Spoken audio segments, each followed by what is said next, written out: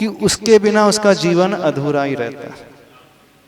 उसके बिना जीवन उसका अधूरा है। बोले ये मिले तो ठीक है और ये नहीं मिले तो तेरे बिना भी क्या जीना, लौ के बिना भी क्या जीना। ऐसे ही है ना, विषयों में झंपापात करना मतलब वाला। विषय में झंपापात का मतलब क्या हुआ, समझ में आया? जिसके बिना आप जी नहीं सकते, पता है वह आपके लिए हानिकारक है, पता है गुटखा आपके लिए हानिकारक है, फिर भी दिन रात लगे हैं। पता है कॉफी आपके लिए हानिकारक है, फिर भी लगे हैं। पता है अभक्ष आपके लिए हानिकारक है, फिर भी लगे हैं। पता है चाय हानिकारक है, फिर भी लगे हैं। पता है मोबाइल का ओवर यूज करना नुकसानदायक है, फिर भी लगे। पता है मोबाइल के ओवर यूज से आंखें खराब हो जाती हैं, ब्रेन में प्रॉब्लम हो जाता है, ईयर में प्रॉब्लम हो जाता है, हार्ट में प्रॉब्लम हो जाता है, किडनी में प्रॉब्लम हो जाता है, लीवर में प्रॉब्लम हो जाता है, उसके रेडिएशन से बीमारी हो जाती है, फिर भी अपने सीने से लगा करके मोबाइल को सोते हैं अथवा तकिए के पास रख करके सोते हैं। सबसे ज्यादा किसे चाहता है आज का व्यक्ति? ना आप माँ को चाहोगे, ना पिता को, ना पति को, ना पत्नी को। Mobile is your second husband, नहीं है? और सेकंड वाइफ, ठीक है ना? अच्छा सही बताना, पति के लिए इतना समय देते जितना मोबाइल के लिए देते? गोदी का बेटा कहे, अच्छा वो मैं थोड़ा सा सुधार दो इसमें। सेकंड हस्बैंड अच्छा नहीं माना जाता है, अच्छा नहीं लगता ना। गोदी का बेटा चल जाएगा, हाँ ऑक्सीजन, हाँ। आप कुछ भी नाम दे दो, उसके बिना जी नहीं पा रहे हैं। जी पा रहे हैं? उसके बिना नहीं जी पा रहे हैं ना। यदि आपका मोबाइल उसकी बैटरी डिस्चार्ज हो जाए तो देखो कितनी बेचैनी होने लगती है कि नहीं? मोबाइल मिसप्लेस हो जाए, नहीं दिखे तो देखो क्या हालत हो जाती है। दिखी नहीं आज मोबाइल क्या है, अच्छा। अथवा मोबाइल पानी में डूब जाए तो सारे नंबर चले गए, सारा डाटा चला गया। हाँ अब कहाँ से आएंगे? इतना कीमती डाटा था, इतने कीमती नंबर थे, इतनी कीमती सब नोट्स बने थे, कीमती सारी की सारी सब फोटो चले गई, सारे कॉल रिकॉर्डिंग चले गए, सारे प्राइवेट मैसेजेस चले गए, सब गायब हो गए। और क्या क्या गायब हो गया? हाँ फोटोज, हाँ फोटोज, वही फोटोज वीडियोज जो भी थे सारे के सारे चले गए। बोले बड़ी बेचैनी होती है ना। भोजन के बिना उतनी बेचैनी नहीं होगी। मम्मी ना मिले तो बेचैनी होती है, पापा ना मिले तो नहीं, भगवान ना मिले तो चल जाएगा क्या? और मोबाइल ना मिले तो दिन रात एक हो जाता है। तो जैसे वो पतंगा उस विषयों में, उस अग्नि में, उस रोशनी में गिर करके अपनी जान गंवाता है, झंपापात करता है, ऐसे ही आज वर्तमान में आप सभी लोग किसमें झंपापात कर रहे हो? किसमें कर रहे हैं? कोई शराब में झंपापात करता है, कोई गुटखे में करता है, कोई चाय कॉफी में कर रहा है, कोई मोबाइल में कर रहा है। कर तो सभी रहे हैं, बस सबके आइटम बदल गए झंपापात के। नहीं बदल गए, पात्र का परिवर्तन हो गया और कुछ नहीं। वो जीवन बिल्कुल ऐसा ही बिता रहा है, ऐसे बिता रहा है ना। अब वैराग्य दिवस की आप संस्मरण सुनना चाह रहे हैं। महाराज जी वैराग्य क्यों आया है, दीक्षा क्यों ले ली, सुनना है? क्या करोगे? राग कम करोगे? राग कम कर दोगे? क्या कर दो कि वैराग्य पैदा हो जाएगा? क्या हो जाएगा बताओ? राग कम होगा कि वैराग्य पैदा होगा? कि विषय में झंपापात करना कम हो जाएगा? माइक से बोलो। हाँ हाँ। तमौलि मणि प्रभाणा मध्योतकं दलित पापतमो वितानं सम्यक् प्रणम्य जिनपादयुगं युगादा स्वालम्बनं भवजले पततां जनानां। देवादिदेवादिं ब्रह्मा श्री आदिनाथ भगवान की, देवादिदेव चिंतामणि पार्श्वनाथ भगवान के, पूज्याचार्य प्रवर श्री मानतुंग स्वामी महाराज के, गुरुनाम गुरु आचार्य भगवान श्री ज्ञान सागर जी महाराज के, संत श्रोमणी आचार्य भगवान गुरुदेव श्री विद्यासागर जी महाराज के,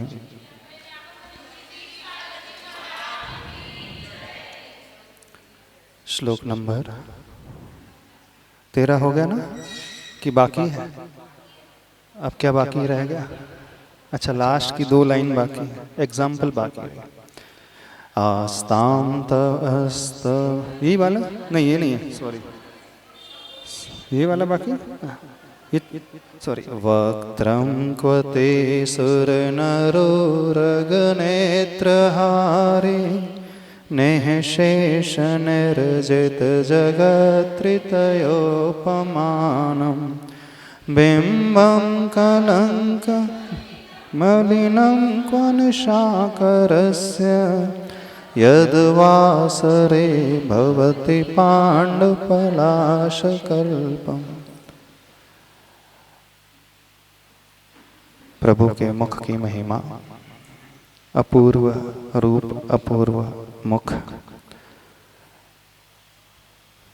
तीनों ही लोकों के इंद्र को जो आश्चर्यचकित कर देता है, जिन्हें देख कर के उनके नेत्र हर जाते हैं,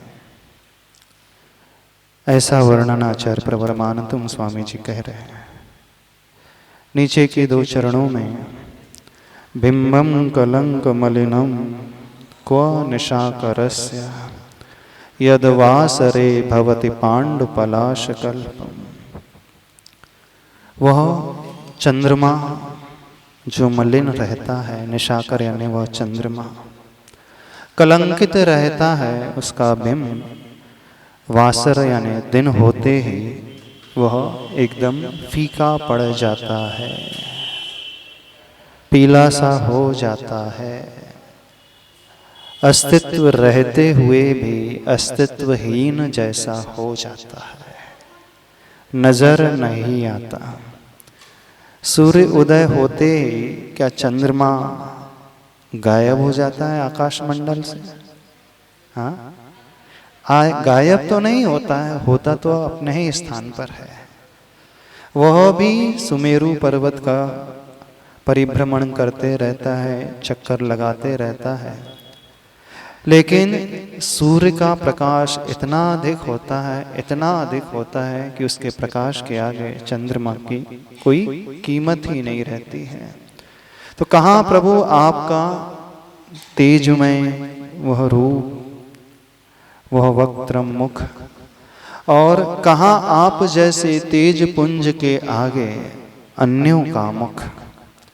आपके आगे सारे देवी देवता, सारे लोग जो हैं होते हुए भी नहीं की बराबर हो जाते हैं। यानी वीतरागी प्रभु, तीर्थंकर प्रभु, कहाँ है उनका तेज, और उनके आगे दुनिया जिसे देव मानती है, भगवान मानती है, उसकी कोई कीमत ही नहीं है। मूल रूप से ये भाव इसमें छिपा हुआ था। अर्थ तो समझ में आ चुका है। अगला श्लोक ले लें अपन। हाँ, और यदि डिटेल में सुनना है तो हमने पहले 13वां श्लोक पढ़ाया, उसमें से आप वीडियो से सुन सकते हैं। अगला श्लोक क्या हुआ, कोई डाउट है, पूछना है?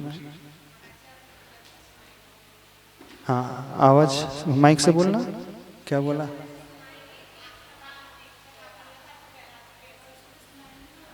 वैराग्य कैसे आया? अच्छा, दोपहर को अभी सुना ना। मॉर्निंग में कल 5:30 बजे आ जाओगे? कल 6:15 तक यही चर्चा करेंगे, है ना? हाँ। नहीं हो पाएगा तो नेक्स्ट डे कंटिन्यू कर लेंगे, क्यों चिंता? जी आज सुना दीजिए। नेक्स्ट डे कंटिन्यू कर लेंगे। हो सकता है कल कोई नए वैरागी तैयार हो जाए आज सुन के। अच्छा, अभी तो इतने सुनने के बाद किसी को वैराग्य आया नहीं? नहीं महाराज जी, धीरे धीरे आ रहा है। धीरे धीरे आ रहा है? जी आता है महाराज जी। अच्छा, धीरे भले ही क्षणिक आता हो पर आता है। अच्छा अच्छा, यानी धीरे वैराग्य आ रहा मतलब राग कम हो रहा है ना? धीरे धीरे वैराग्य आने का अभिप्राय क्या होता है? जो राग गहरा था धीरे धीरे कम हो रहा है। जी कभी सीढ़ी जलाई है आपने कोयले वाली? जी जलाई? जब आप हवा करते हैं किससे? बिजने से। बिजने से। जी कई बार क्या होता है, हवा करते करते वो जलता हुआ अंगारा उचट करके बाहर भी आ जाता है, छोटा सा आ जाता है। सपोज आप सिगड़ी जला रहे हो, बिजने से हवा कर रहे हो और एक कोयले का टुकड़ा जलता हुआ उचट करके आपके यहां पर आकर के गिर जाए, तो आप क्या करोगे? जोर से बोलना, माइक से बोलना, थोड़ा सा हमें समझता है। क्या करोगे? क्या क्या क्या? फेंक देंगे उसको जल्दी से। अच्छा, तुरंत फेंक दोगे? तुरंत हाँ। पूरा फेंकोगे? थोड़ा फेंकोगे? पूरा पूरा।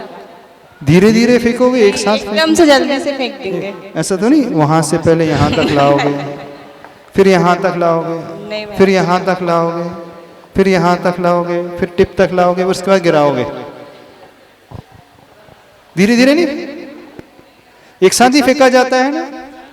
जब ये पता चल जाता है कि अंगारा है, ये जला देता है, तो उसे धीरे धीरे छोड़ा जाता है कि एक साथ छोड़ा जाता है? हाँ। अच्छा, राग कैसा है? राग कैसा होता है?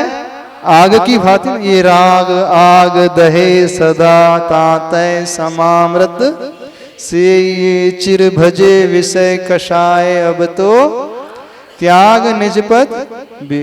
अच्छा, तो जो लोग ये कहते हैं कि धीरे धीरे वैराग्य आ रहा है, जो लोग ये कहते हैं कि धीरे धीरे हम राग छोड़ रहे हैं, वे कैसे हैं? उन व्यक्तियों की भांति हैं जो जलता हुआ अंगारा हाथ में गिरने पर यहां से उठा करके उन्होंने यहां रखा। धीरे धीरे छोड़ेंगे हाथ, पूरा तो थोड़ी छोड़ेंगे, पूरा हाथ जला लेंगे वो। याद रखें, यदि हमें पता चल जाए भोजन में जहर हो रहे हैं, तो थोड़ा भोजन कर लोगे, थोड़ा छोड़ दोगे? पूरा कैसे छोड़े? अपने हाथ से बनाया है, और खीर बनाई हो, बड़ी स्वादिष्ट खीर हो, मेवा डालकर है, काजू है, बादाम है, किशमिश है, पिस्ता है, और बहुत देर तक ओटा है रबड़ी की भांति, केसर डल रही है और बहुत सुगंधी फूट रही है और बड़ी टेस्टी है। सपोज आपको पता चल जाए कि उसमें छिपकली का बच्चा गिर गया है, उसी तपेली में बनाते समय जब आप उसे ओंट रहे थे, चम्मच चला रहे थे, उस समय समझ में नहीं आया, जब आप परोस रहे थे उस समय चम्मच में वो छिपकली का बच्चा आ जाए खीर में, तो क्या करोगे?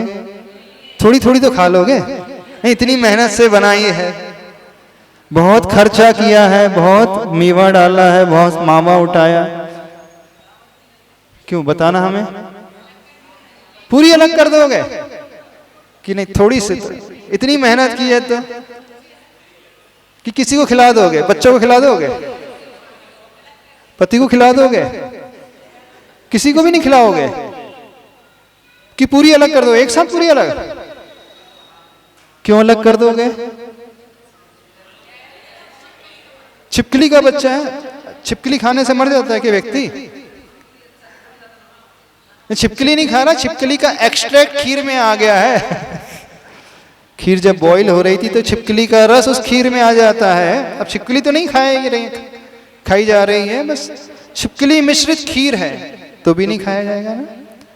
तुरंत कीमती से कीमती भी हो तो फेंक देता है व्यक्ति।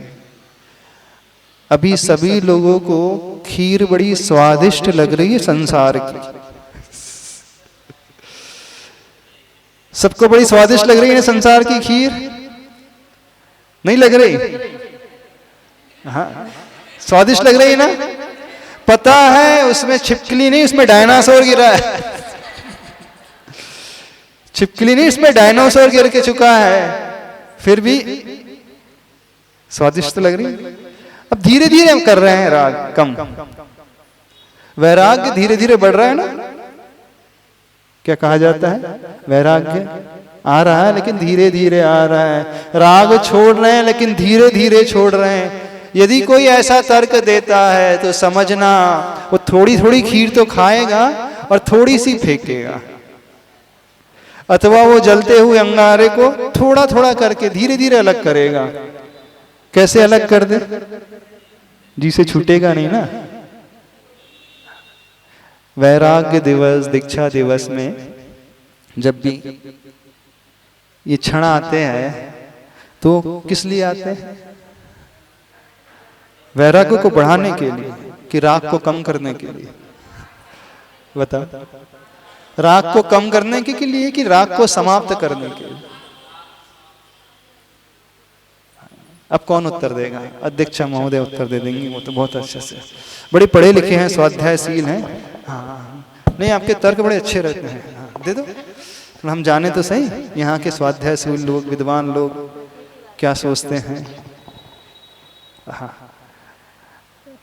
बोलिए। वैराग्य दिवस या दीक्षा दिवस दूसरों के लिए उस मतलब उस आपके वैराग्य से यदि हमारे राग की स्निग्धता में कुछ कमी आती है तो वो फिर हमारे लिए बहुत उत्कृष्ट हो सकता है। तो वही तो, राग की स्निग्धता में कमी आती तो थोड़ी छिपकली छोड़ोगे, थोड़ी नहीं छोड़ोगे। ऊपर ऊपर की खीर खा लोगे, नीचे नीचे की नहीं खाओगे। जो एकदम तपेली में लगी रहती है, कंपैरिजन में नहीं लेंगे, खीर के कंपैरिजन में नहीं लेंगे।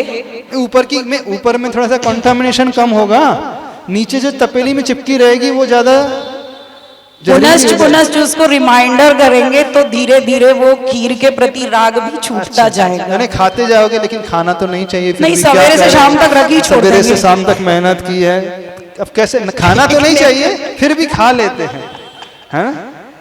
खाना तो नहीं चाहिए, अच्छी बात नहीं है, छोड़ देना चाहिए, फिर भी जो आप बोला वो सही, जो हम बोले वो सही। क्यों ऐसा? क्यों? जो करते हैं वो बताओ। वही होगा, राग की स्निग्धता को कुछ कम करेंगे। कुछ कम तो होता ही नहीं, या तो होता है पूरा तो होता है, छोड़ा नहीं होता जाता तो है अथवा नहीं छोड़ा जाता है। जब हम ये कहते हैं, ये सत्य है, होता है तो होता है, नहीं होता तो नहीं होता। हाँ, जो ये तर्क देता है कि मैं थोड़ा थोड़ा राग कम कर रहा हूँ, ये तो बहलाने की बातें हैं, मन को रमाने की बातें हैं, मन को समझाने की बातें हैं। देखो मेरे भीतर कितना राग था, मैंने ये छोड़ दिया, वो छोड़ दिया। सही तो यही है। गृहस्थ में थोड़ा थोड़ा कम होता है, पूरा नहीं। अच्छा, फंस गए हैं। ये तो वही बात हुई, शराबी ने खंबा पकड़ लिया, अब क्या करें? खंबा छोड़ ही नहीं रहा है। महाराज एक देश तो त्याग कर सकते हैं। क्या? एक जो इसका थोड़ा थोड़ा करके राग और थोड़ा सा मतलब ऐसा एक देश जैसे वो एक देश जा सकता है। जैसे बेटी माँ बेटी हो जाते हैं उस प्रकार से तो थोड़ा हाँ, वो पाप थोड़ा कम कर रहा है, प्रतिमाधारी हो जाता है। हाँ हाँ हाँ, कम होना हुआ, वो राग का कम हुआ होना हुआ, वो वैराग्य आना नहीं हुआ अभी। वैराग्य आना अलग चीज होती है और राग को कम करना अलग चीज होती है। जिसे वैराग्य आ जाएगा वहां 100% त्याग हो जाएगा, और राग की कमी जहां होती है वो थोड़ी थोड़ी थोड़ी थोड़ी होती है। तो किसी को वैराग्य तो आएगा नहीं यहाँ पे। हाँ, सुना तो रहे हैं, सुन के आ जाए तो सुना तो रहे हैं। हाँ, क्या बोल रहे हैं हम? आवाज नहीं है हमारे। महाराज श्री, एक कंडीशन और खड़े होकर एक कंडीशन और बनती है। हाँ चूंकि दलदल में फंस जाते हैं, मालूम है, हाँ मजबूरी में निकल भी नहीं पाते हैं। हाँ, दलदल में फंस जाते हैं तो निकल भी नहीं पाते हैं। चक्रव्यूह में ऐसे उलझ चुके हैं कि चाह करके भी चक्रव्यूह से बाहर नहीं आ पा रहा है। तो वो निकलने का रास्ता मिल सकता है आपके सुनने से। अच्छा, चक्रव्यूह से चक्रव्यूह से निकलने का रास्ता हाँ। मिल सकता है। सुनने से नहीं मिलता, सुनने से नहीं मिल सकता। वो बोलते सुनने से कुछ नहीं होगा। नहीं होता। अरे हमारी छोड़ो, बहुतों के अपन ने वैराग्य प्रसंग सुने हैं, नहीं सुने हैं। तीर्थंकर भगवान का जब दीक्षा कल्याणक होता है, मनाया जाता है, तो उनको कैसे वैराग्य आ जाता है। बादलों के फटने को देख करके, नीलांजना के नृत्य को देख करके, एक सफ़ेद बाल देख करके, आप भी आईना दर्पण देखते हो, एक सफ़ेद बाल दिखता है तो तुरंत डाई लगा लेते हो, और उनको एक सफ़ेद बाल दिखता है तो तुरंत वो केसलंज कर लेते हैं। अथवा केसलंज तो आप भी कर लेते हैं, वो सफ़ेद बाल निकाल करके अलग कर देते होंगे। या तो डाई कर लेते होंगे अथवा कैंची से कट करके। अभी अच्छा, अभी तो एक ही सफ़ेद हुआ, अभी तो बहुत सारे बाकी हैं। एक दोहा आता था ना, काल करे सो आज कर, आज करे सो अब, पल में परलय होएगा, बहुरी करेगा कब। लेकिन पंचम काल में वो दोहा बदल गया, आज करे सो कल, कल करे सो परसों, इतनी भी जल्दी क्या है जब जीना है बरसों। सब उल्टा कर दिया लोगों ने। अब इतनी भी जल्दी क्या है जब जीना है बरसों। तो दोहा भी पलट दिया अपनी सुविधाओं के अनुसार। सब ऐसे ही बैठे हैं, इतनी भी जल्दी क्या है। जल्दी है, मेरा नंबर कब आएगा, बोले अभी तो नहीं आएगा, अभी तो पड़ोसी का नंबर आएगा। अभी तो दादी माँ, सबसे एजेड दादी कौन सी है, 75 प्लस, 70 प्लस। हाँ, तो बोले अभी किसका नंबर आएगा, वो 70, 75, 80 वाली दादी बैठी ना, उनका नंबर आएगा। अभी अपना नंबर तो, मेरा नंबर कब आएगा, अभी नहीं, अभी तो बड़ी वाली दादी का, बड़े वाले दादाजी का, उसका नंबर, उनका नंबर आएगा कि नहीं। ऐसा ही है कि नहीं, बिल्कुल ऐसा ही है। तभी तो बड़ा निश्चिंत होकर के व्यक्ति आराम से रह रहा है, रह नहीं रहा है। आचार्य भगवान एक बात हमेशा कहते थे, विषयों में वो झंपापात कर रहा है। झंपापात कर, जानते हो क्या होता है। आचार्य दादा गुरु ज्ञान सागर महाराज जी कहते थे, और आचार्य जी बड़े अच्छे से प्रसंग सुनाते थे। बोले पंचम काल के श्रावक लोग कैसे हैं, विषयों में झंपापात। विषयों में झंपापात का अर्थ, जैसे संध्या काल के समय दीपक जलता है, लाइट जलती है, तो पतंगे उसी दीपक की लौ पर गिरते चले जाते हैं। झंपापात मतलब उसी लौ पर गिरने की कोशिश करते हैं। पता है जल करके मर जाएंगे, लेकिन उसी लौ पर आकर के पुनः पुनः बैठने की कोशिश करते हैं। उस लौ से बड़ा अट्रैक्शन हो जाता है उस पतंगे को। अथवा बल्ब से निकलने वाली इस रोशनी से, लाइट से निकलने वाली इस रोशनी से, तो वो कहाँ टकराता है, उस बल्ब पे वो टक्कर मारता है बार बार। कभी ध्यान से देखना, जितने भी पतंगे संध्या काल के समय हो जाते हैं ना, स्ट्रीट लाइट जलती है, तो वो पतंगे उसी स्ट्रीट लाइट के उस ग्लास कवर पे बार बार टकराते हैं, और टकरा टकरा करके मर जाते हैं। उनका मरण ऐसे ही होता है।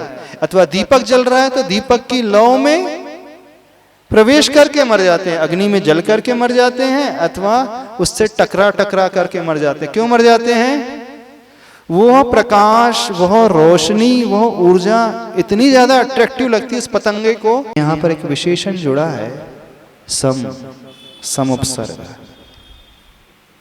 ध्यान रखना, आश्रय तो सब ले लेते हैं। अब आप कहोगे कि महाराज जी जन्म जन्म से भगवान का आश्रय ले रहे हैं। जब से होश संभाला है तब से 3 लोक के नाथ, आदिनाथ भगवान, पाशनाथ भगवान का हम आश्रय ले रहे हैं। लेकिन आचार्य भगवान यहाँ ये आश्रिता नहीं लिख रहे हैं। ध्यान से सुनना, ध्यान से समझना, क्या लिख रहे हैं, ये संश्रिता। दोनों में क्या अंतर है, ये आश्रितास नहीं लिखा, ये संश्रितास लिखा। अंतर पकड़ में आ रहा है, बहुत अंतर है दोनों में। आश्रय तो हर कोई लेता है, लेकिन यहां क्या कहा जा रहा है, सम उपसर्ग लग गया, यानी समीचीन तरीके से जो आश्रय लेगा। कंडीशन समझना, नहीं तो आप बोलोगे कि महाराज जी आपने तो बहुत कहा है, बहुत गुणगान गाए हैं श्लोक के, श्लोक नंबर 14 के। अब हम नियम ले रहे हैं, रोज इस श्लोक की माला फेरेंगे 21 दिन तक, रोज 21 बार पाठ करेंगे। और जल कटोरी में रख करके क्या करोगे, कुछ लोग करते हैं ना, कटोरी में जल रख करके फिर उस जल को पीते हैं। जो भक्तामर की सिद्धि करते हैं ना कई लोग, ध्यान रखो अपने आप पीने की कोई बात नहीं आती है। जैन धर्म में गंधों तक पिया नहीं जाता है, उत्तमांग पर धारण किया जाता है।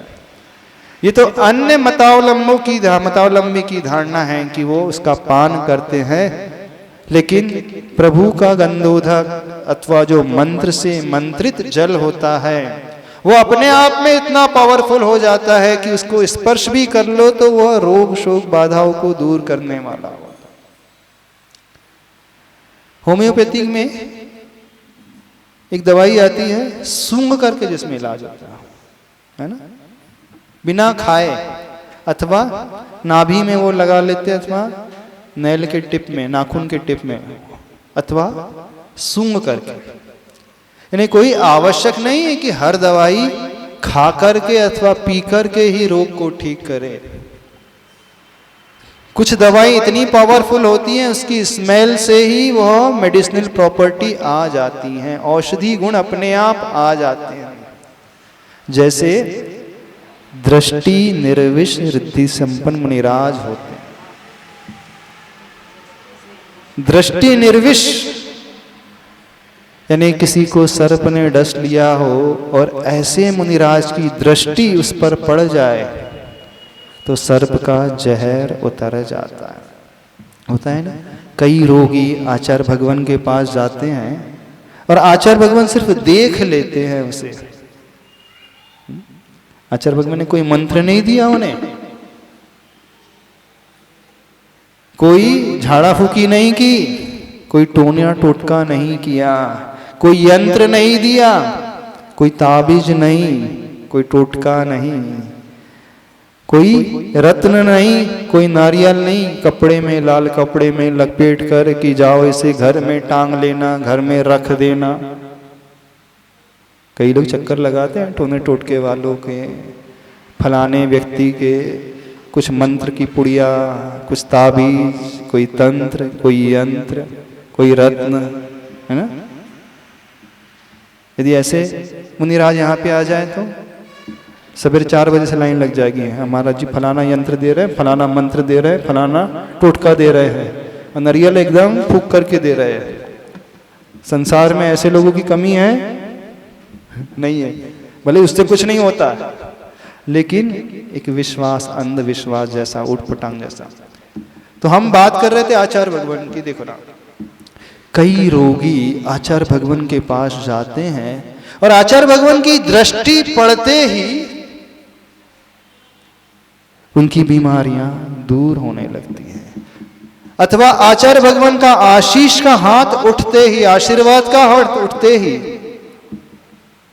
अंदर एक अलग ही प्रकार की अनुभूति, ऐसा भाव आता है कि वो व्यक्ति एक बहुत पॉजिटिव सकारात्मक ऊर्जा से भर उठा है। ऐसी वाइब्रेशन उसके चारों तरफ अपने आप आने लगी है। उसकी जो फीलिंग है अलग ही प्रकार की होने लगती है। कुछ किया नहीं आचार्य भगवान ने, ना आपने आचार्य भगवान से कुछ कहा अपने रोग के बारे में, समस्या के बारे में। उन्होंने सिर्फ देखा अथवा आशीर्वाद का हाथ उठाया और उसका परिणाम कि व्यक्ति को शांति स्वतः ही मिलते चले जाती है। बिल्कुल नहीं है। एक संस्मरण बताते हैं, एक नरसिंहपुर के ब्रह्मचारी थे, नितिन भैया, है ना, अभी मुनि अवस्था में है, निराश्रव सागर, पूज्यवर निर्यापक श्रमण श्री समय सागर महाराज जी के संग में कैंसर हो गया था उन्हें। रियल घटना है, सत्य घटना है। कैंसर ही था, कैंसर की गठान थी पेट में।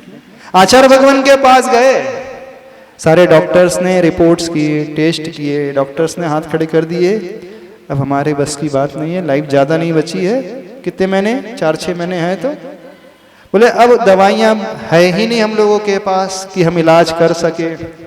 और ज़्यादा एज टाइम आपके पास है नहीं। अब जो आपको करना है, जिसके पास जाना है, अपने प्रभु को याद करना है, प्रभु के पास चले जाओ, जिससे आशीर्वाद लाना है उसके पास चले जाओ। तो वो भैया थे, उस समय तो ब्रह्मचारी भी नहीं थे, आचार्य भगवान के पास आकर के नमोस्तु करते हैं, दर्शन करते हैं और सारा अपना वृत्तांत सुनाते हैं। ऐसी ऐसी परिस्थिति है, डॉक्टर्स लोगों ने हाथ खड़े कर दिए हैं, कैंसर हुआ है, डॉक्टर से कह रहे हैं ज़्यादा टाइम बाकी नहीं है, अब हम क्या करें। आचार्य भगवान जो आप कहोगे हम वही करेंगे। तो आचार्य भगवान ने बड़े अच्छे भाव से उसने देखा, बस एक ही बात कही थी, ऐसा करना, रात्रि में चारों प्रकार का आहार पानी का त्याग आजीवन कर दो। आप तो क्या कर दो, चारों प्रकार के आहार पानी का त्याग आजीवन कर दो। बस आचार्य भगवान ने जैसे ही कहा तो उन्होंने उसी समय संकल्प ले, उस समय ज्यादा धार्मिक नहीं था व्यक्ति, संकल्प ले लिया कि जीवन भर के लिए मैं आहार पानी का त्याग करूं।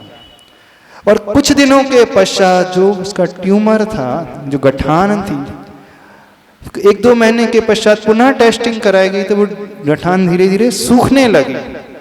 डॉक्टर लोग आश्चर्य से भर उठे, कौन से ट्रीटमेंट ले रहे हो आप, कौन सी दवाई ले रहे हैं? तो बोले मैं तो कोई दवाई नहीं ले रहा हूँ, मैंने तो सारी दवाई भी छोड़ दिया। बोले अब बस मेरे गुरुदेव ने कहा है कि ये करो, तो उसका बस इतना ही मैं पालन कर रहा हूँ। डॉक्टर लोग स्वयं आश्चर्य से बढ़ गए, फिर वो उस नियम को और अच्छे से पालने लगे। कुछ समय और बीता, फिर टेस्ट कराया तो देखा कि वो गठान ही गायब हो गई, यानी जो कैंसर का ट्यूमर था वो समाप्त हो गया। अब आचार्य भगवान के पास जाकर के बोलते हैं, आचार्य भगवान मेरी बीमारी दूर हो गई है, अब तो आपके आशीर्वाद से मुझे नया जीवन मिला है और ये जीवन अब आपके ही चरणों में समर्पित मैं करता हूं। और उसी समय उन्होंने आजीवन ब्रह्मचर्य व्रत ले लिया। आपके पास के गांव की घटना है, नरसिंहपुर कितना दूर है यहाँ से। और इतना ही चमत्कार नहीं हुआ, देखना जिसे कैंसर हुआ था सन 2018 में उनकी मुनि दीक्षा हो गई पूज्य समय सागर महाराज जी के पास, निराश्रय सागर नाम से। समझ रहे हो कि नहीं? ये चमत्कार आचार्य भगवान के आशीर्वाद से, उनके दिशा निर्देश के पालन करने से, जो डॉक्टर लोगों ने भी हाथ खड़े कर दिए थे, इम्पॉसिबल बोल दिया था, अब कुछ नहीं हो सकता, ये घटना घट गई। तो ऐसे रिद्धि संपन्न मुनिराज वैसे तो पंचम काल में नहीं होते हैं, लेकिन हम निषेध भी नहीं कर सकते कि नहीं होते हैं। पूज्यवर आचार्य गुरुदेव आज भी रिद्धिधारी मुनि महाराज के भांति विचरण कर रहे हैं। नहीं है तो जाकर के दर्शन कर लेना, पूछ लेना, वो अपने मुख से सारी घटना स्वयं बता देंगे। हाँ, दीक्षा के समय शायद बताया था उन्होंने। हाँ, मुझे तो कैंसर हुआ था और आचार्य भगवान के आशीर्वाद से मेरा कैंसर केसर में परिवर्तित हो गया था, शायद यही शब्द थे। तो देखना, हम ये कह रहे हैं, जो व्यक्ति स्तोत्र का, श्लोक का, गुरु के आशीर्वाद का आश्रय ले ले, उसके जीवन में कुछ भी असंभव नहीं रहेगा। लेकिन शर्त क्या है? आश्रय नहीं, संश्रिता, समीचीन आश्रय लेगा। अब समीचीन आश्रय क्या कहलाता है? आज तो समय हो गया है, कल अपन बताएंगे समीचीन आश्रय कहना। आज इतना ही रखते यहाँ। अब ये समीचीन आश्रय 1 मिनट में नहीं बता सकते, उसको थोड़ा सा लंबा समय लेगा। बोले देवादिदेव आदिनाथ भगवान की। नेगेटिव शक्ति नहीं है जो उसके लिए जीवन में बाधा बन करके उपस्थित हो जाए, जो उसे फेल कर दे। लेकिन करना क्या होगा उसे? बताओ क्या करना होगा? तीसरी पंक्ति देखो, उत्तर उसमें छिपा हुआ है। चौथी पंक्ति में मनचाही बात, तीसरी पंक्ति में क्या करना पड़ेगा। क्या करना चाहते हो आप? बताओ क्या करना है? जैसे रिजल्ट मिलेगा, ये संश्रिता, ये यानी जो संश्रितास यानी आश्रय ले लेगा। आश्रय ले लेगा किसका? त्रिजगत ईश्वर नाथम एकम। तीन जगत का जो ईश्वर है, तीन लोक का जो स्वामी है, ऐसे तीन लोक के ईश्वर जो एक है अपने आप में, अद्भुत है, अपूर्व है, उन जैसा कोई नहीं। जो व्यक्ति उनका आश्रय ले लेगा वो ऐसा हो जाएगा जहां यथेष्ट संचरतः, जो इच्छा पैदा होगी, जहां जानने की इच्छा हो जाएगी, कोई ताकत नहीं है, कोई ऐसी नेगेटिव शक्ति नहीं है जो उसे रोक दे। शक्ति भी आ जाएगी, खड़ी भी रहेगी, तो आपके मुख से निकलता हुआ यह श्लोक, यह मंत्र उस शक्ति को धाराशायी कर देगा। वो अपने आप रास्ता बनाते चले जाएगी आपके लिए, बताते भी चले जाएगी और बनाते भी चले जाएगी। जब महापुरुष जंगल में जाते हैं तो जंगल में भी मंगल होने लगता है। रामचंद्र जी जंगल में गए तो जंगल में भी वहां महलों जैसी व्यवस्था मिलती चली गई है। राजा महाराजा आते गए, सेवा करते गए। जो असुरी शक्ति है उनके चरणों में आकर के नतमस्तक हो गई। जो नेगेटिव शक्ति है वह भी प्रणाम करते चले गई। यानी बाधा भी आपके जीवन में, बाधक तत्व भी आपके जीवन में साधक तत्व के रूप में उपस्थित हो जाएंगे। कमजोरी भी आपके जीवन में ताकत बनकर के उपस्थित हो जाएगी। प्रतिकूलता भी आपके जीवन में अनुकूलता बन जाएंगी। कांटे भी आपके जीवन में फूल बनकर आ जाएंगे। जो शूल हैं वह भी फूल के रूप में उपस्थित हो जाएंगे। शूल कहीं दूर नहीं होंगे, लेकिन शूल अपने आप में इतने नतमस्तक हो जाएंगे कि हमें प्रतीत होगा, लगेगा ये तो एकदम मुलायम हो गए। ये शूल थे, दिखने के शूल थे, लेकिन ये फूल की भांति आ गए। यानी बाधा भी रहेगी नहीं, बल्कि बाधा या यूं कहें शत्रु भी उसके जीवन में मित्र बन करके आ जाएगा। जो नुकसान पहुंचाने वाला है, आपको देखते ही उसके भाव अपने आप बदल जाएंगे। कई बार होता है, आचार्य भगवान के पास कुछ लोग जाते हैं, ये सोच करके जाते हैं कि आचार्य भगवान के पास जाकर के हम शिकायत करेंगे, ये कहेंगे, वो कहेंगे, ऐसा क्यों हो रहा है, ऐसा नहीं होना चाहिए, आपको ध्यान रखना चाहिए। जो विरोधी हैं उनकी बात कर रहे हैं, जो शत्रु हैं उनकी बात कर रहे हैं। वे आचार्य भगवान के पास जाते हैं ये धारणा बना करके, ये सोच लेकर के कि आचार्य भगवान से कहेंगे कि इस कमेटी में ये हो रहा है, यहाँ पर ऐसा हो रहा है, ये ठीक नहीं है, वो ठीक नहीं है। लेकिन आचार्य भगवान के दर्शन करते ही, उनके निकट जाते ही वो शत्रु भी उनकी पूजा करके लौट करके आ जाता है। जब उससे पूछो भाई आप तो शिकायत करने गए थे, ऐसा क्या हुआ? बोले पता नहीं, वहां जाकर के कुछ कहने की हिम्मत ही नहीं हुई। हाँ, गुरुजी को देखते ही अथवा जैसे गुरुजी की दृष्टि हम पर पड़ी तो हम अपनी सुदबुद्धि खो बैठे। हम सब कुछ भूल गए क्या कहना था। बस आचार्य भगवान को देखते रहे, हम तो उनकी वैयावृत्ति करते रहे, उनकी सेवा करते रहे, उनकी पूजा करते रहे, और एक अद्भुत तृप्ति हमें मिल गई और ऐसा लगा कि सब कुछ हमने पा लिया, और वो लौट करके आ जाते हैं। यानी जो शत्रुता का भाव लेकर के गया था वह व्यक्ति उनके चरणों में जाकर के मित्र होकर के लौटता है। समझ में आ रही बात? यानी आपके पास भी कोई ऐसी दूषित भावना से भी आता हो, गलत सोच करके रख करके भी वो आ रहा हो, लेकिन जिसके पास इसकी शक्ति होगी, इस शक्ति का इतना प्रभाव है, इतना प्रभाव होगा कि वो अपनी दूषित भावना को भी भूल जाएगा, छोड़ देगा। उस समय उसे याद ही नहीं आएगा। उस समय हो सकता है उसका मन ही पलट जाए, कुछ और ही अच्छा याद आ जाएगा उसको। यानी शत्रु भी मित्र बन जाता है, विरोधी भी हमारे समर्थक हो जाते हैं, प्रतिकूलता भी अनुकूलता के रूप में उपस्थित हो जाएगी। किसके जीवन में? ये संश्रितास्त्र जगदीश्वर नाथमेकम। जो तीन जगत के स्वामी ईश्वर है उनका आश्रय ले लेगा। संश्रितः शब्द जो लिखा है किससे बना है? आश्रित। एक क्षण में क्या एक क्षण में वैराग्य। अरे धीरे धीरे नहीं आता, एकदम से आता है। हाँ। आपने वैराग्य का सुनाया और हमें एकदम से आ गया वैराग्य, तो इसीलिए सुनना है। अच्छा, तो वैराग्य आता तो सीधे दीक्षा ले लोगे पक्का, फिर श्रीफल चढ़ा दोगे।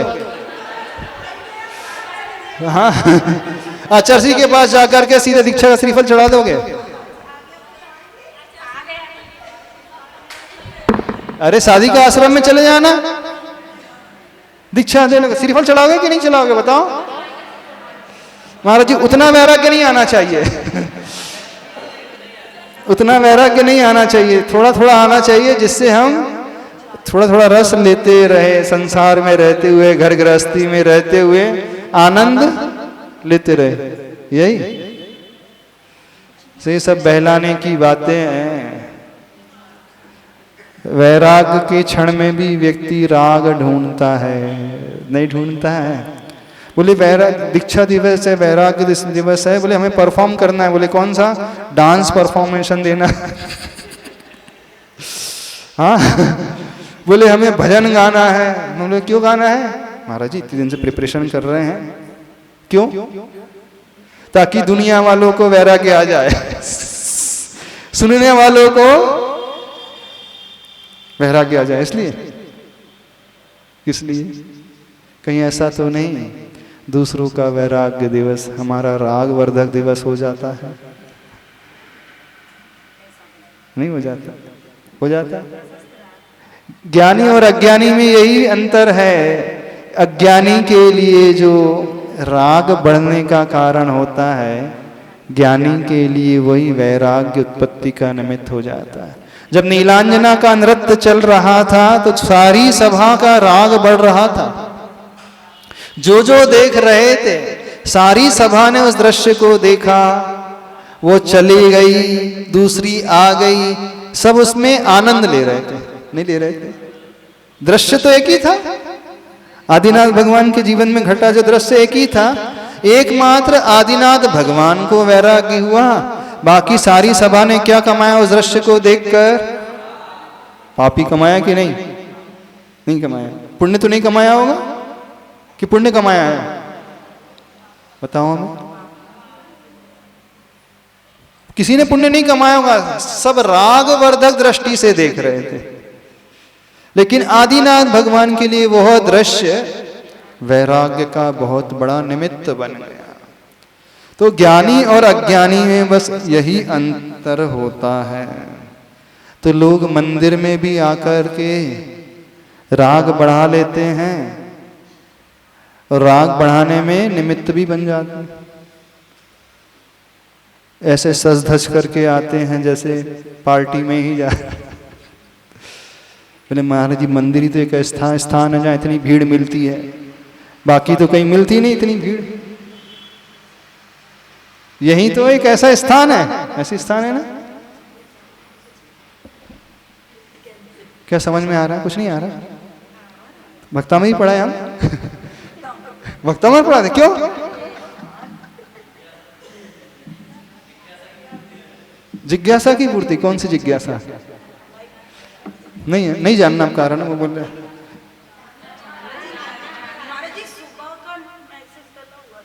हाँ तो सुबह सुना देंगे, ठीक है। 5:30 बजे आ जाओगे कल? 5:30 बजे आ जाओगे कल? हाँ देख लेंगे। चलो अपन पहले ये पढ़ लें। हाँ अगला श्लोक को उच्चारण कर लें। 13 नंबर श्लोक तो समझ में आ गया? नहीं समझ में आया? 14वां पढ़े। संपूर्ण मंडल शशांक कला कलाप शुभ्रागुणास्त्रिभुवनं तव लंघयन्ति ये संश्रितास्त्रिजगदीश्वरनाथमेकं कस्तान्निवारयति संचरतो यथेष्टम्। क्या देने वाला है जानते हैं? श्लोक बहुत उपयोगी श्लोक है। किसके लिए? जिनके मन में हमेशा संदेह रहता है,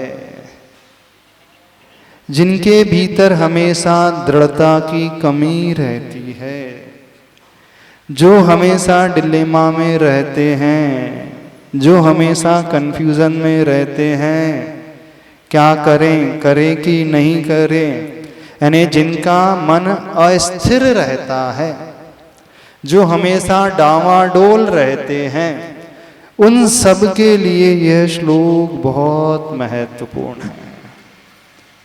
जो दृढ़ता अपने भीतर लाना चाहते हैं, उन सब के लिए यह श्लोक लाभ देने वाला है। अधिकांश लोग भय से ग्रसित रहते हैं, होते हैं ना, क्या पता होगा कि नहीं हुआ तो क्या होगा, सिलेक्शन नहीं हुआ तो क्या होगा, व्यापार कर रहे हैं सफलता मिलेगी कि नहीं, पढ़ाई कर रहे हैं हम एग्जाम अच्छे से दे पाएंगे कि नहीं, इंटरव्यू आ रहा है फेस कर पाएंगे कि नहीं, कितने सारे क्वेश्चन उठते हैं, कितने से बार डर पैदा होता है। तो जहां अस्थिरता पैदा हो रही है, तो स्थिरता लाने के लिए श्लोक बहुत महत्वपूर्ण है। अपने आत्मविश्वास को जगाने के लिए यह श्लोक बहुत महत्वपूर्ण है। जो दृढ़ इच्छा शक्ति अपनी बनाना चाहता है, इच्छा शक्ति को मजबूत बनाना चाहता है। कई लोग होते हैं व्रत नियम ले लेते हैं, उनके नियम टूट जाते हैं, होता है। कोई भी संकल्प लेते हैं, कुछ दिन तक संकल्प चलता है, फिर वो नियम संकल्प या तो टूट जाता है अथवा उसमें दोष लग जाता है। जैसे आप रात्रि भोजन त्याग का नियम ले लेते हैं, कई बार रात होते होते खा लेते हैं बोले अभी तो दिख रही हाथ की रेखा, चलते बने चल जाएगा, तो ये दोष लग जाते हैं। अथवा नियम ही टूट जाता है। कोई भी नियम, आपने पूजा का नियम लिया और वह टूट जाए, आपने जाप का नियम लिया वो पूरा ना हो पाए, आपका दर्शन का नियम है उसमें दोष लग जाए, आपका स्तोत्र पढ़ने का, भक्तामर पढ़ने का रोज का नियम है, कई बार परेशानी आ जाती है, आपका नियम पूरा पल नहीं पाता है। ऐसे होंगे ना बहुत सारे लोग। अच्छा, ऐसे लोग हाथ खड़े करें जो कह सकते कि आज तक हमारे नियम कोई टूटे ना। जो भी नियम आपने अपनी जिंदगी में लिया, कोई भी नियम नहीं टूटा, अच्छे से पालन किया अभी तक, सारे नियम अभी तक पलते आए हैं। अच्छा, ऐसे लोग हाथ खड़े जगह जिनके नियम टूट चुके हैं।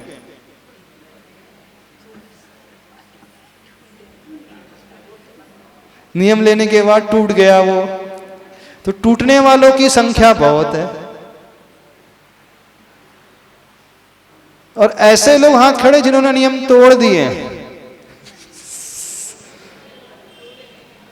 टूटने और तोड़ने में क्या अंतर होता है? अच्छा, धोखे से टूट जाता है और तोड़ा जब जाता है जानबूझ करके तोड़ा जाता है। तो तोड़ने वालों की संख्या ज्यादा है कि टूटने वालों की संख्या ज्यादा है? टूटने वालों की, तोड़ने वालों की। जब जब आपका नियम टूटा अथवा दोष लगा तो ज्ञात नहीं था, बताओ हमें, पता नहीं था कि ये नियम टूट जाएगा यदि हम ऐसा करेंगे, तो पता नहीं था। यदि पता था तो फिर कहाँ वो टूटा, फिर तो तोड़ा। अच्छा, प्रायश्चित ले लेते हैं। हाँ, सबने एक माला का प्रायश्चित एडवांस में लेकर के रखा है।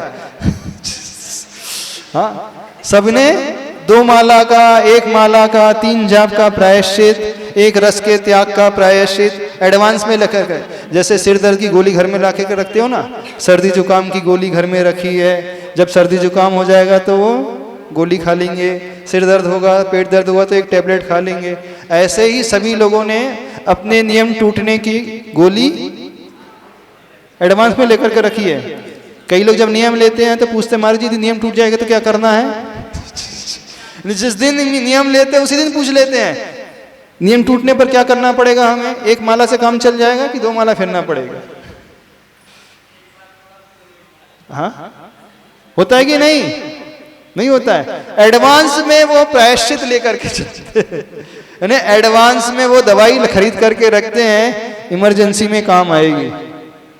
जब हमारा भाव ये होने लगे कि अपने पास तो प्रायश्चित की मेडिसिन है ऑलरेडी, बोले प्रायश्चित ग्रंथ लिखे ही क्यों गए हैं? क्यों लिखे गए? हमारे लिए लिखे गए? क्यों लिखे गए बताओ? प्रायश्चित ग्रंथ किसके लिए लिखे गए? हमारे लिए ना। ग्रंथ लिखे, इसका मतलब नियम टूटते हैं। जैसे दवाई है, इसका मतलब लोग बीमार पड़ते तभी तो दवाई आई है। मार्केट में मेडिसिन क्यों आती है? बीमारी होती है, इसका मेडिसिन आई है। तो प्रायश्चित ग्रंथ क्यों लिखे गए हैं? जब नियम टूटता है तो उसके लिए। तो आपने एडवांस में सब कुछ लेकर के रखा है। अच्छा, टूट जाते हैं, थोड़े नहीं जाते। कितने लोगों के नियम टूटते हैं? हाथ खड़े करें। टूटते हैं, बताओ तो सही। टूटते हैं, परिस्थिति बन जाती, टूट जाते हैं। और कितने तोड़ते हैं नियम? तोड़ने वालों की संख्या बहुत है। टूटते मजबूरी में है, चाहता नहीं है। तोड़ा स्वेच्छा से जाता है, जान करके तोड़ा जाता है। बोले सब चलता है, क्यों? बोले हमारे पास 1 माला है। बोले हम 5 माला एडवांस में फिर करके रखे हैं ताकि 5 दिन हम नियम तोड़ेंगे। फिर करके रखे ना, कई लोग फिर करके रखते हैं। बोले सफर कर रहे हैं तो 5 माला फिर लो। बोले 5 दिन की छूट मिल गई हो, रात को खाने की, बाहर जाकर के खाने की, मंदिर ना जाने की, अभिषेक ना करने की, सूत्र ना पढ़ने की, ग्रंथ स्तोत्र ना पढ़ने की। तो हम सबसे कह रहे हैं, यदि ऐसा डावाडोल मन जिनका होता है अथवा जिनका मन स्थिर नहीं रहता है अपने व्रत के प्रति, नियम के प्रति, संकल्प के प्रति, उन सबके लिए यह श्लोक बहुत उपयोगी है। बड़ा गजब का श्लोक है। इस श्लोक को यदि हम सिद्ध कर लें, गारंटी है दृढ़ता अपने आप आ जाएगी, आत्मविश्वास अपने आप जग जाएगा, कॉन्फिडेंस लेवल उसका बहुत बड़ा हुआ होगा। फिर वो जो भी कार्य करने जाएगा वो आत्मविश्वास से भर करके जाएगा, उसे सफलता मिल जाएगी। चाहते हो सफलता? चाहते हो ना? रेमेडी दिख रहे हैं, रेमेडी बता रहे हैं इसमें। ये श्लोक नंबर 14। संपूर्ण मंडल शशांक कला कलाप शुभ्रा गुणास्त्रिभुवनम तव लंघयन्ति। अब नीचे की 2 पंक्ति में उसका उत्तर दिया है जो हम बोल रहे हैं। हम क्या कह रहे हैं? दृढ़ता लाने वाला श्लोक, आत्मविश्वास से भरने वाला श्लोक, नियम को दृढ़ बनाने वाला श्लोक, मजबूती लाने वाला श्लोक, डावाडोल जो परिस्थिति है, डावाडोल जो मन हो जाता है उसको व्यवस्थित करने वाला श्लोक। इसके भाव अंतिम 2 चरण में दिए हैं। अपन पहले 2 चरण के अर्थ को तो देखते हैं, पर पहले आज इस श्लोक के निचले पंक्ति को देख लेते हैं, क्योंकि सबके काम का है ना। सब यही तो चाहते हैं? नहीं चाहते। चाहता तो व्यक्ति यही है कि मैं बहुत अपने भीतर दृढ़ स्थित प्रज्ञ बन सकूं, मजबूत बन सकूं, जो भी भावना है वो एकदम मजबूत हो मेरे भीतर, डामाडोल परिस्थिति ना हो। कई बार जीवन में ऐसे मोड़ आ जाते हैं जहां व्यक्ति का मन डामाडोल होने लगता है, परिस्थिति ऐसी बन जाने लगती है कि वह सोच करके भी, चाह करके भी स्थिरता अपने भीतर नहीं ला पाता है।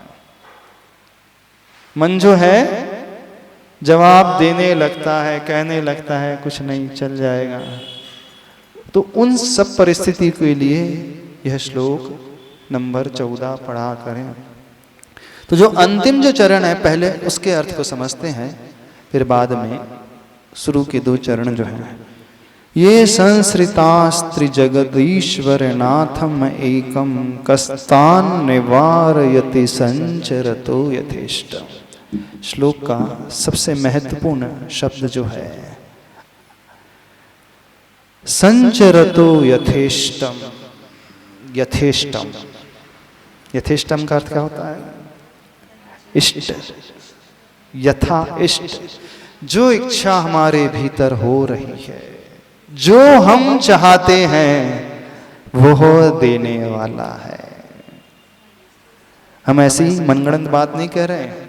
कई लोग सोच रहे होंगे महाराज जी आप कैसे कह रहे हैं कि इससे दृढ़ता आ जाएगी, आप कैसे कह रहे हैं कि मन डावाडोल नहीं होगा, आप कैसे कह रहे हैं कि हमारा व्रत अच्छे से पलेगा, हमारा नियम अच्छे से पलेगा। आचार्य प्रवरमानंद स्वामी जी एक बहुत बड़ा विशेषण दे रहे हैं श्लोक में, बहुत बड़ा सूत्र दे रहे हैं, बहुत बड़ा रहस्य बता रहे हैं। और क्या लिखा है? यथेष्टम। इसे पकड़ो, इसे समझना सीखो। यथेष्टम के भीतर ही सारा रहस्य छिपा हुआ है। बल्कि जो चाहोगे वो मिल जाएगा इससे। तो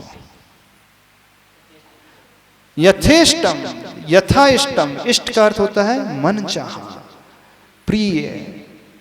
इष्ट वस्तु होती है ना हमारी प्रिय, जैसे इष्ट वियोगज आर्थ ध्यान होता है ना। आर्थ ध्यान के भेद में एक भेद आता ना, इष्ट वियोगज आर्थ ध्यान, यानी जो इष्ट होता है उसका वियोग होता है, वियोग होने पर दुख होने लगता है, विकल्प पैदा होने लगता है। तो इष्ट का अर्थ क्या हुआ? जो हमारा बहुत प्रिय होता है। तो यथेष्ट का अर्थ क्या हुआ? जैसा हम चाह रहे हैं वैसा ये देने वाला है। आप जो चाहोगे वो मिलेगा। चलो, जो आप चाहोगे सब मिल जाएगा, क्योंकि आचार्य भगवान स्वयं लिख रहे हैं इसमें, हम नहीं कह रहे हैं, हम अपने दिमाग से बिल्कुल नहीं कह रहे हैं। हम तो किसके हिसाब से कह रहे हैं? आचार्य प्रवरमानंद स्वामी महाराज जी के हिसाब से कह रहे हैं।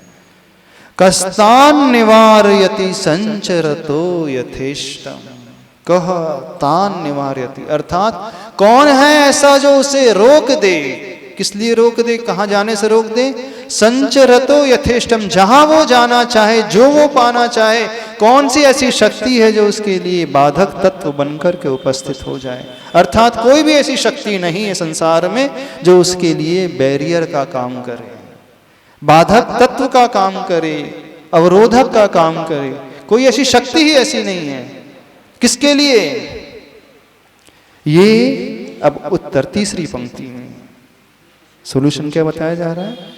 कौन सा व्यक्ति है ऐसा जिसके लिए कोई बाधा नहीं आएगी रास्ते में, जिंदगी के रास्ते में, सफर के रास्ते में, जो हम चाहते हैं उस रास्ते में, पढ़ाई के रास्ते में, व्यापार के रास्ते में, संबंधों के रास्ते में, निरोगता की रास्ते में, जो भी आप चाह रहे हो, आपका जो यथेष्ट है, इष्ट है, प्रिय है, चाहे वो वस्तु हो, चाहे वो व्यक्ति हो, चाहे परिस्थिति हो, चाहे स्थिति हो, वस्तु स्थिति हो, कुछ भी क्यों ना हो, चाहे वो ज्ञान हो, चाहे वो चरित्र हो, चाहे वो श्रद्धा हो, चाहे मटेरियलिस्टिक हो, चाहे इमटेरियलिस्टिक हो, चाहे लौकिक हो, चाहे पारलौकिक हो, कुछ भी, जो भी हमारे लिए यथेष्ट है, हर यथेष्ट को पूर्ण करने वाला।